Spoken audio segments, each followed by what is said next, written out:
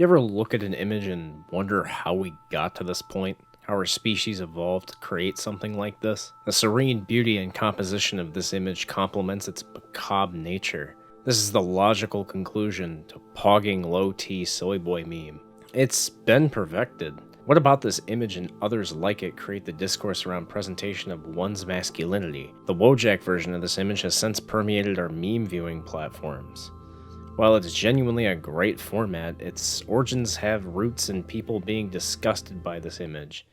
Or instead, we can have a better, less problematic, and maybe more productive conversation about how the composition of this image is so good, it's created one of the best wojack edits of all time.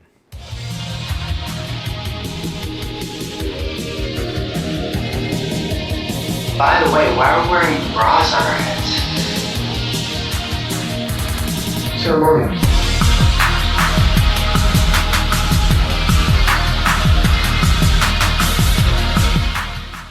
Destry, look at what the arbiters of masculinity gave me. It's some type of Necronomicon or something, or some Tetromino or some bullshit. Unlock the Sigma Male Rubicon. Let's try and solve it. Maybe I can become the highest T motherfucker alive. Before I really dig deep into this, here's the context. John Oberg, a social media animals rights activist, posted this image on October 21st, 2020. While his initial followers were also ecstatic with the new vegan fried chicken, it came under heavy scrutiny for their expressions. The original tweet has been since removed, but its effect on the internet hasn't even reached its prime as of this video coming out.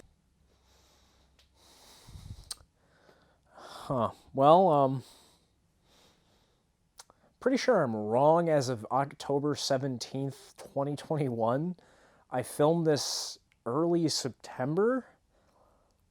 I'm definitely wrong. I haven't really seen the meme as often as I hopefully thought I would. And this video is coming out later this week. Today's Sunday. Yeah, I'm wrong. People have lambasted these two for not upholding masculinity to the abstract standard that many men don't even know how to properly define. What we can properly define from this image, however, is how great the composition is. If we're to follow the rudimentary framework of photography, this image is a great demonstration for the concept of rule of thirds. For those who aren't privy to photography and its compositional concepts, the rule of thirds is a guide to successful picture composition. This 9-rectangle grid and its 4 center points is often used to frame a picture. It's more used in fundamentals of photography than something that is upheld as gospel. And I only say this because this is a vertical image and it's hard to demonstrate this concept accurately, but hear me out for a minute. The true utility of rule of thirds is to have someone think about how they utilize and frame space within a given picture. Each grid should be framed in a way that complements other grids. Who the hell is that? Why is he so fat? Jesus Christ! What the fuck? Destry, I can't talk now. I'm trying to hypnotize myself into only eating raw beef.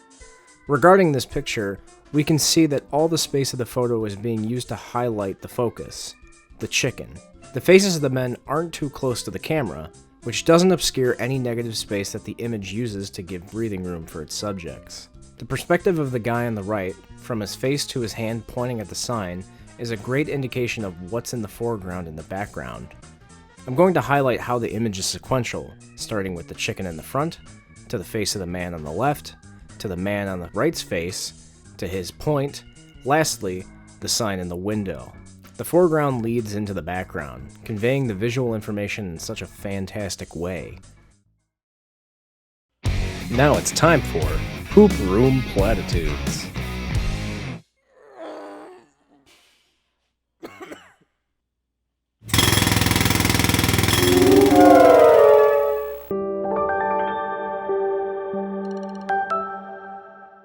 What this ultimately led to is the ever-malleable wojack version, which has become a fantastic meme template.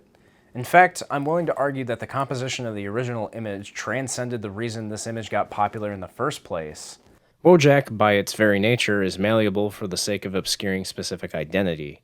While the wojack's versions are supposed to look like this image in some way, given it's literally traced over them, the people behind the original image don't even matter anymore. Even using it as commentary on soy boys stopped mattering when it's been used in images like these.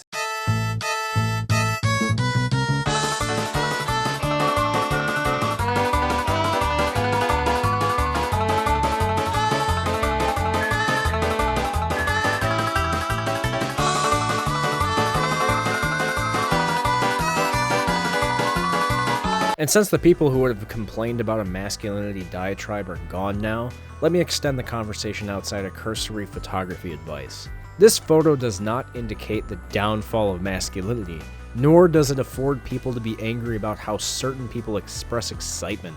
The lambasting this tweet got was pretty embarrassing. I understand that it's a myriad of factors that people complained about, but does the verbiage, veganism, and faces really call for this conversation?